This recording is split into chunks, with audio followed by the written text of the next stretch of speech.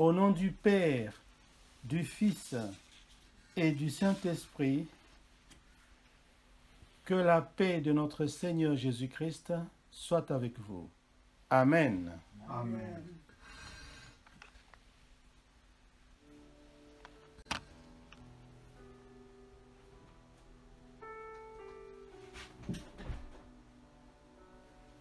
Mes bien-aimés, nous poursuivons notre étude de l'Évangile selon l'apôtre Jean. Et aujourd'hui, nous entamons la leçon numéro 3. Cette leçon est intitulée « Témoin de la lumière » que notre frère va afficher à l'écran. Voilà. Évangile selon l'apôtre Jean, leçon 3, titre Témoin. Témoin de la lumière. Témoin de la lumière. Mes frères et sœurs, pour approfondir le thème de cette troisième leçon, nous allons nous baser sur le texte qui est écrit dans l'Évangile de Jean, chapitre 1, et nous lirons les versets 6 à 8. Et nous allons demander à notre frère Isaac de lire la parole de Dieu. Merci. Tu te mets debout et tu dis, voici la parole de Dieu. Voici la parole de Dieu. Amen. Il y a eu un homme de Dieu, son nom était Jean. Il vint pour servir le témoin, pour rendre le témoignage à la lumière, afin que tous creusent par lui. Il n'était pas la lumière, mais il était paru pour rendre témoignage à la lumière. Amen. Merci.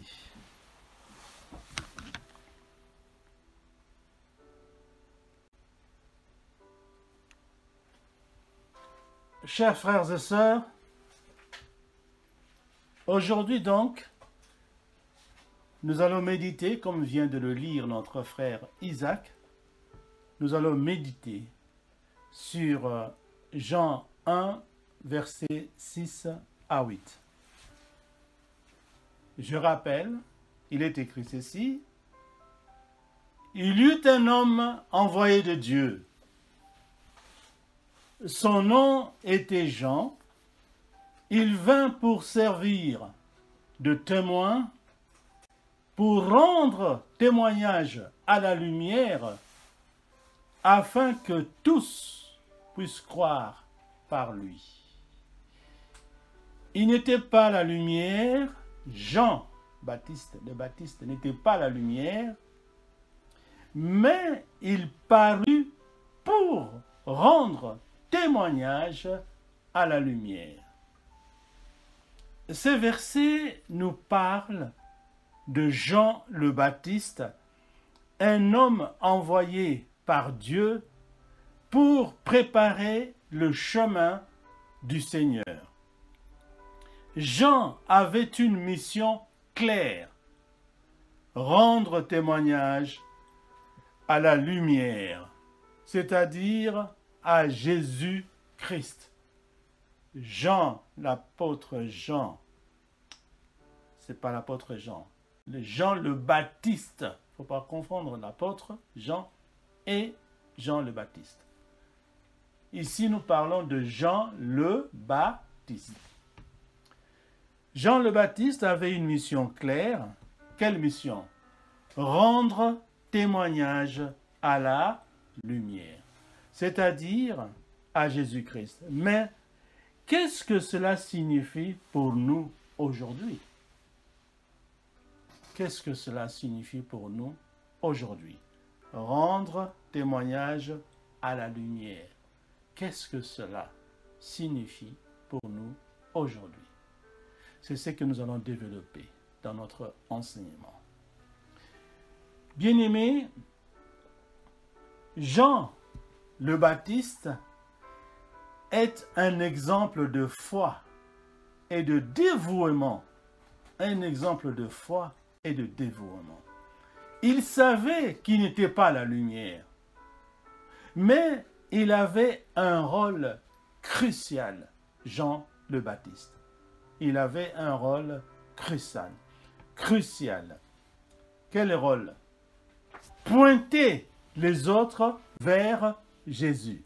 Pointer les autres vers Jésus. Diriger les autres vers Jésus. Faire attirer l'attention des autres. Sur qui? Sur Jésus.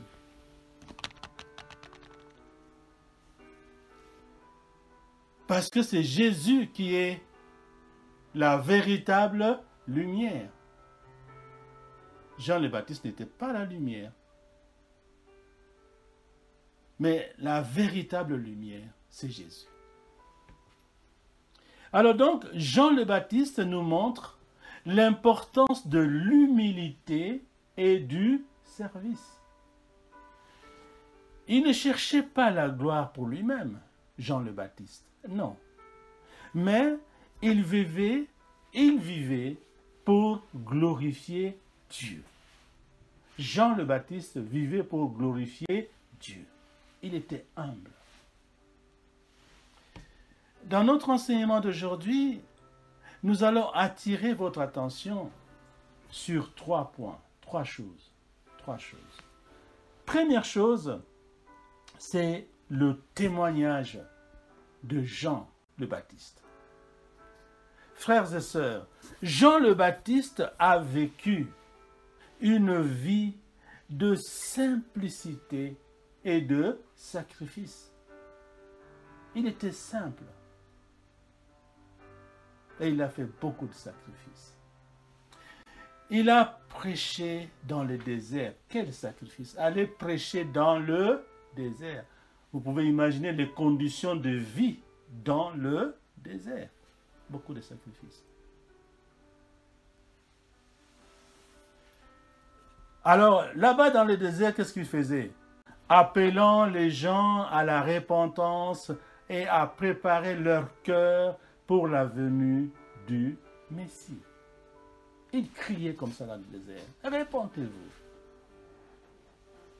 Son message était clair et puissant. Le message de Jean le Baptiste était clair et puissant. Quel message? Il disait, répentez-vous, répentez-vous, car le royaume de cieux est proche. Ce message est écrit dans l'évangile de l'apôtre Matthieu au chapitre 3, verset 2. Le prophète Jean le Baptiste savait que sa mission était temporaire et qu'il devait diminuer pour que Jésus puisse grandir. Voyez, il était conscient de ça. Mais il était simple serviteur. Donc il devait diminuer pour que Jésus grandisse. Et ça, c'est écrit dans l'évangile de l'apôtre Jean au chapitre 3, verset 30. Jean le Baptiste devait diminuer afin que Jésus grandisse.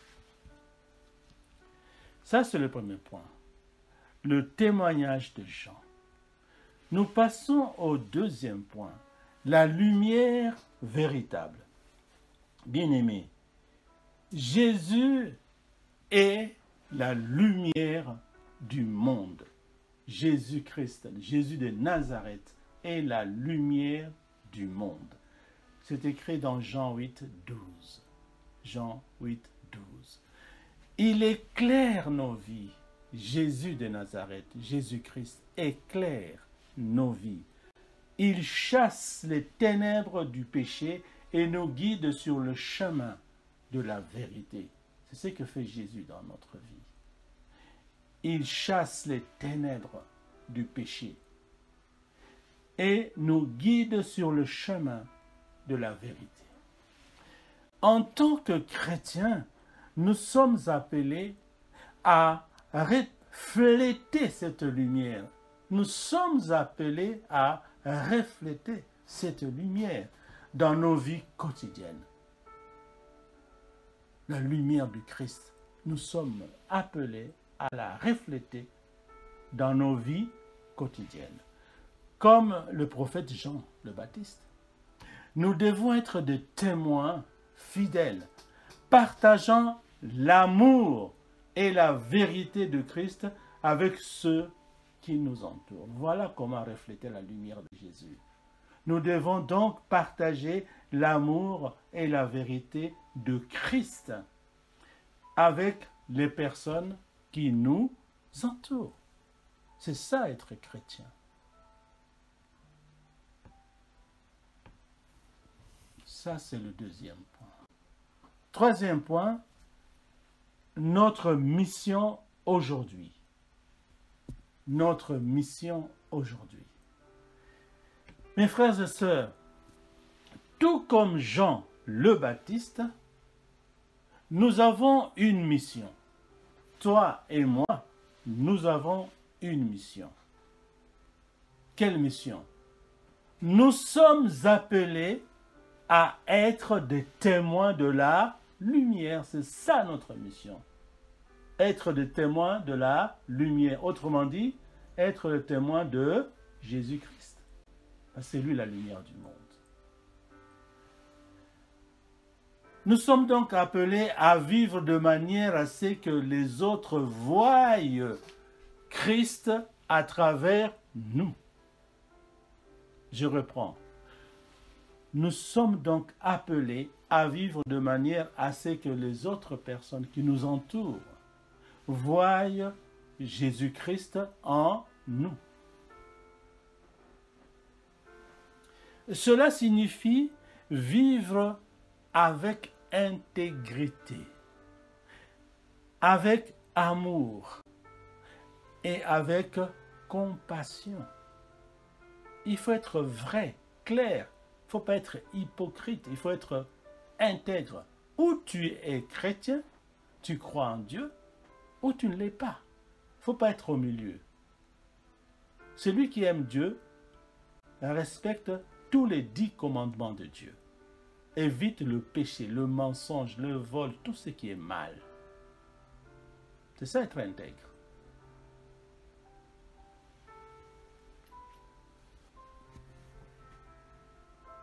Celui qui aime Dieu, aimer, doit aussi aimer les autres. Il ne faut pas faire à l'autre ce que tu ne veux pas qu'on te fasse.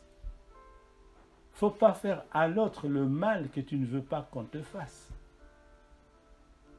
Autrement dit, nous devons toujours chercher à faire du bien à l'autre.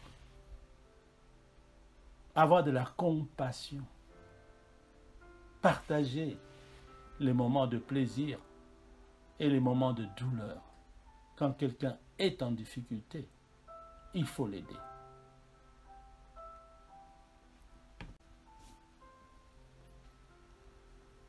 Voilà.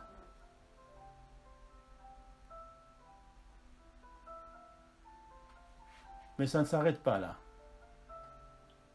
Ça ne s'arrête pas là. Vivre comme Jésus-Christ signifie aussi partager l'évangile avec audace et lumière, sachant que ce n'est pas nous qui sauvons, mais c'est Jésus-Christ. Il faut partager l'évangile. L'évangile, c'est quoi? L'évangile, c'est qui?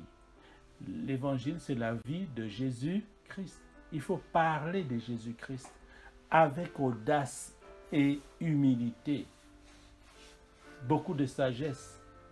Parlez avec intelligence à votre camarade de classe, à votre collègue de travail, à votre voisin d'immeuble, à la personne que tu croises dans ta vie qui ne connaît pas encore Christ. Tu lui parles avec gentillesse, en douceur, avec amour. Il ne faut jamais imposer Jésus-Christ à quelqu'un. Tu dois croire en Jésus, mais c'est pas comme ça. Il faut lui parler avec sagesse, avec respect, avec amour. Et surtout par des témoignages. Par exemple, quand il a un problème qui lui tracasse. Je peux lui donner un exemple.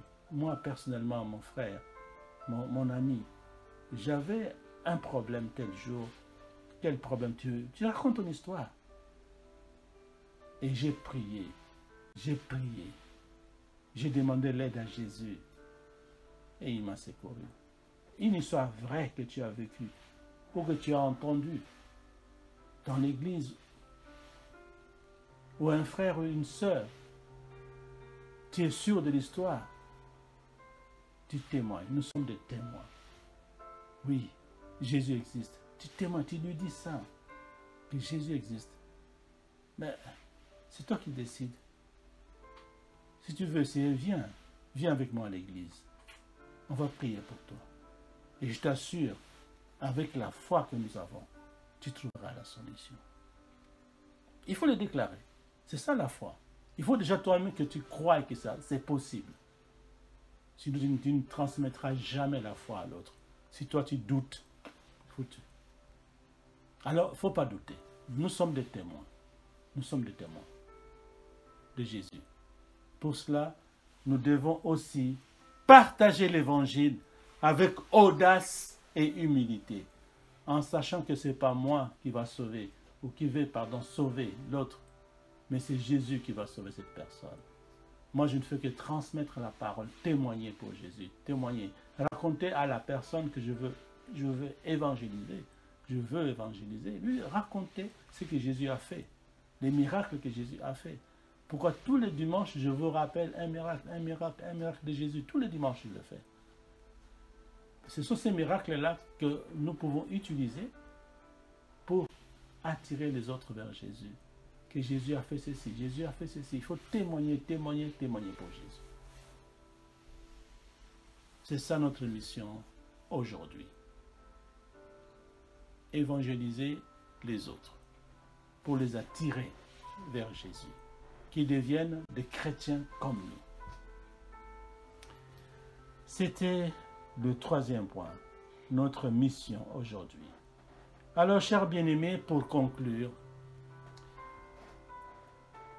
Jean chapitre 1, versets 7 et 8, et nous pouvons commencer par 6, nous rappelle l'importance de notre rôle en tant que témoin de la lumière. Jean le Baptiste a vécu une vie de service et de témoignage, comme je vous ai dit, dirigeant toujours les autres vers Jésus. Frères et sœurs en Christ, nous aussi, vivons de manière à refléter la lumière de Christ dans ce monde, que notre vie soit un témoignage vivant de l'amour et de la grâce de Dieu, afin que tous puissent croire en Dieu. Grâce à toi, à ton comportement, grâce à mon comportement, que les autres puissent voir Jésus en nous et croire en Dieu, par notre exemple, en nous regardant tout simplement. Notre comportement, déjà, c'est une façon d'évangéliser. Donc, il faut que ce soit, comme j'ai dit, intègre. Aimer les autres et évangéliser avec audace et humilité. Oui, que notre vie soit un témoignage vivant de l'amour et de la grâce de Dieu, afin que tous les personnes qui nous entourent, qui n'ont pas encore cru en Jésus-Christ, puissent croire en Dieu.